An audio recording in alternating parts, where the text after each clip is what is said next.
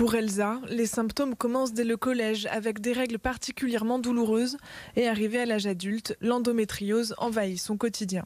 J'ai eu de plus en plus mal, j'en tombais dans les pommes, j'en vomissais, je faisais des malaises tout le temps. Elle est diagnostiquée après 4 ans d'errance médicale. La maladie atteint cette fois la vessie, les uretères, les intestins, le diaphragme et tout son système nerveux. J'avais tellement mal tout le temps, donc de la journée, le soir, la nuit, que je supportais plus rien.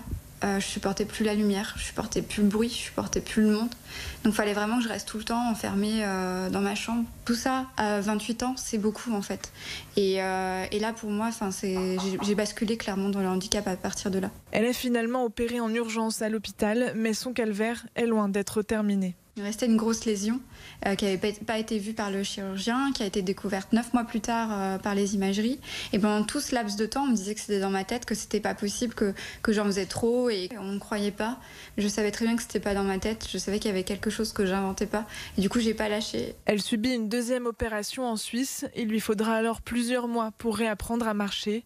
Aujourd'hui, elle s'est relevée. Sa maladie, elle l'a transformée en combat, celui pour la recherche et pour l'accompagnement des femmes. On travaille vraiment pour faire prendre conscience que l'endométriose, c'est pas que des douleurs de règles et que c'est vraiment, c'est une maladie grave qui peut handicaper des gens.